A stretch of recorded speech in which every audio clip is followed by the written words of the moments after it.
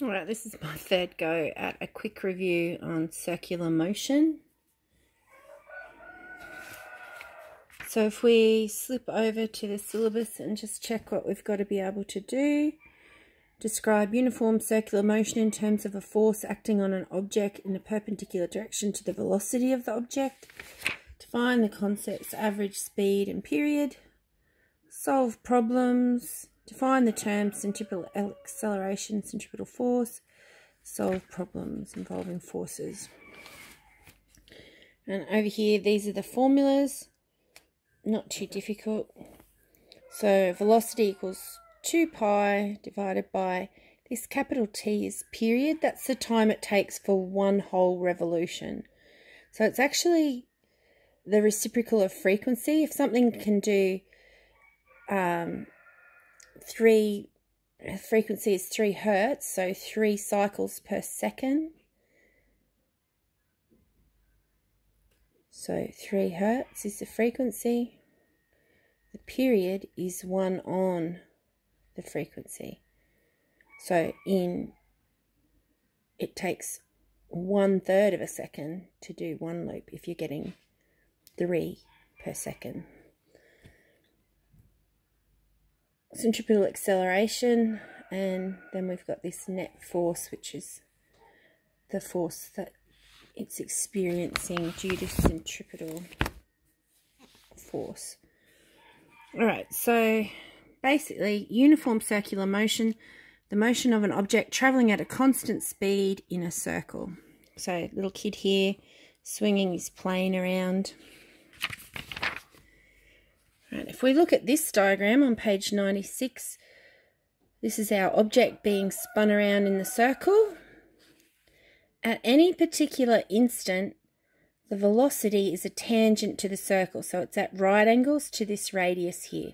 So this is the velocity. If this string or whatever it was that's exerting the force was to instantly let go, that projectile would go straight forward. Right, or that object, it would become a projectile.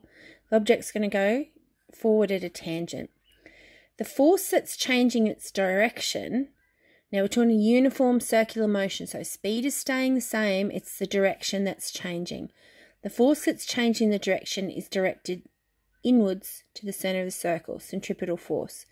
That means our acceleration is also to the centre of the circle. The acceleration is the same direction as the force.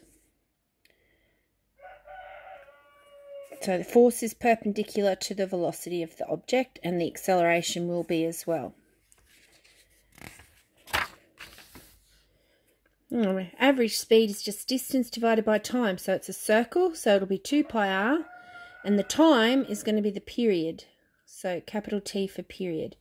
Got an example there. Girl whirls the string, 2.2 meters, 3.1 seconds. So average speed of the ball. You want the time and how many revolutions. There's only one, so 3.1. That's the period.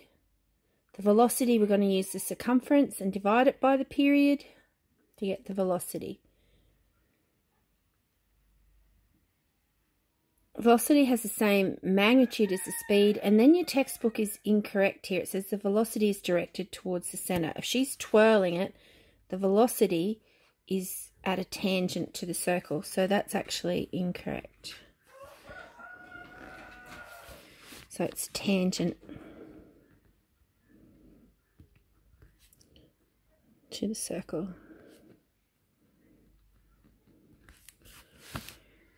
Alright, rotational speeds, that's when you hear about RPMs and tachometers, how many revolutions of the motor per minute. So if you have got a speed in RPMs, then you're going to have to change to seconds. So the time is 60 seconds, not 1 minute. And then you divide it by the number of revolutions, and it will give you the period, 2 seconds. So that makes sense, doesn't it? If it goes around 30 times in 1 minute, then that means it's taking 2 seconds for each cycle. So that makes sense. And then all they're doing now is adding in Well, this is the radius so that you can find 2 pi r. Watch out if it gives you the diameter, which this question does. Diameter first, we need it in meters, and we also need it as a radius, not as a diameter. So watch out for that. And then it's just V equals 2 pi r to get the circumference, and then you've got the period underneath. That's the velocity, 28.3 meters per second. So those questions are not too difficult. I just want to draw your attention to this over here too. It says propose. Nowhere in our syllabus are we asked to propose anything. So determine which one's got the higher speed. Yes, but I don't think you will have to propose. Righto.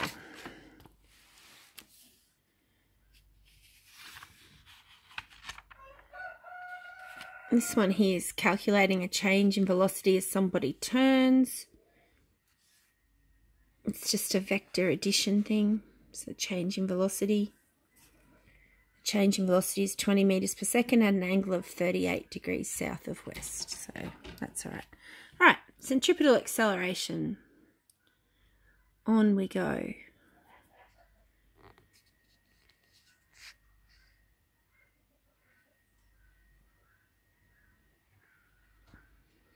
I'm just looking at his explanation here.